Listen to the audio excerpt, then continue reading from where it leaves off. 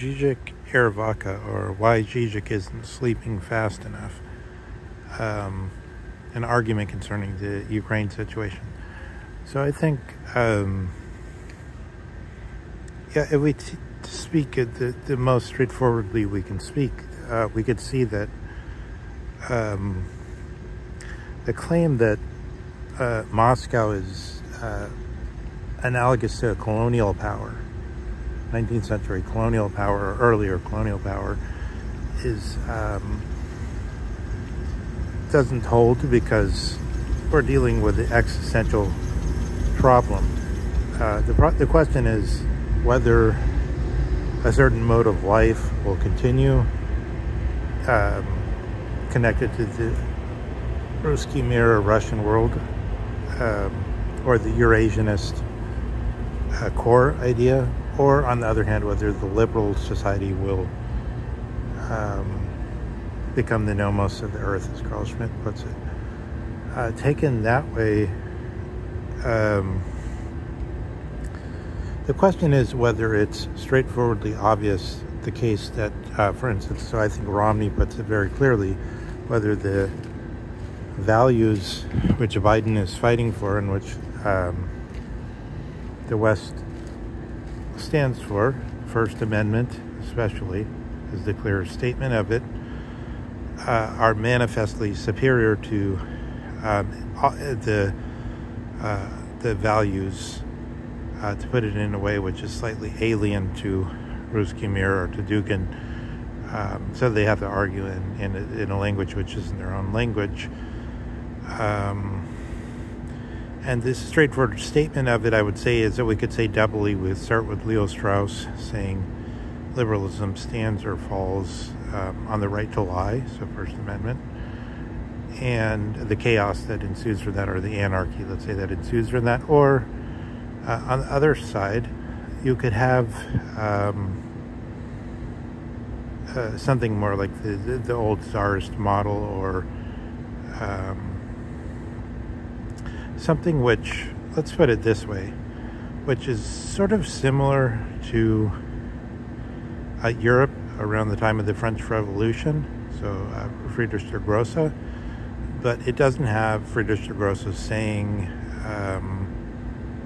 talk all you want but obey. So it doesn't say you're free to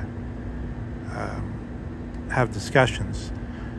But the reason for the difficulties in Russia, and Dugin sees this clearly, is that in order to sort of piss in the tall grass with the big dogs, Putin has to present the Russian Federation as, in the terms of a Western constitution and Western norms, in order to stand on the world stage and not be embarrassed. This is exactly what is the issue is. So, I mean, if this is not correct, if there isn't this existential struggle where one side will be destroyed and the other side will become the nomos of the earth, then why? I think this is where Zizek is not sleeping fast enough. He's recently given up his, he's starting to arouse. He gave up his view of this sort of Althusserian or post-Althusserian view of fake it until you make it with regard to international human rights norms. In other words, the view that what they claim to grant, equal rights to everyone, could actually be achieved through pointing to the principle and keep going towards it, rather than what seems to be the de facto condition, which is that they will not be distributed equally, but rather it remains a kind of fraud perpetrated against certain parties by other parties under the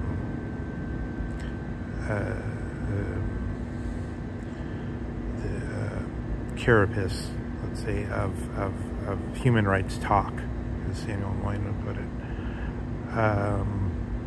and dignity talk.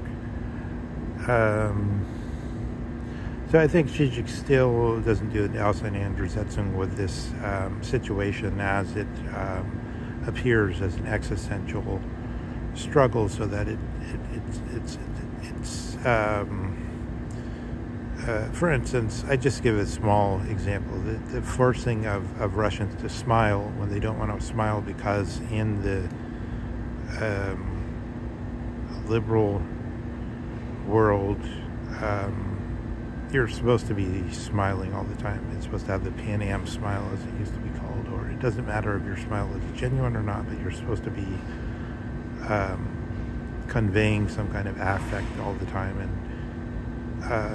in my view, this is not so much different than the so-called watermelon grin at the slave.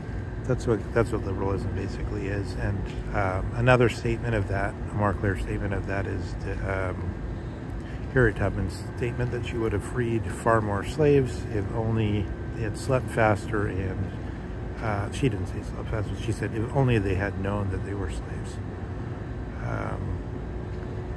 This is the problem of the not making the leap from Das Man to Denken, or thinking, from what in analytic philosophy is mere practice. Oh, it's not practical, so we won't go in that direction. Understanding what you're saying isn't practical because the job I have doesn't want me to understand that, something like that. Therefore, I won't understand you. To philosophical, in the sense of the people like A.J. Ayer use the word. The philosophical would become practical once, like a wildfire, it would pass from person to person and become actionable.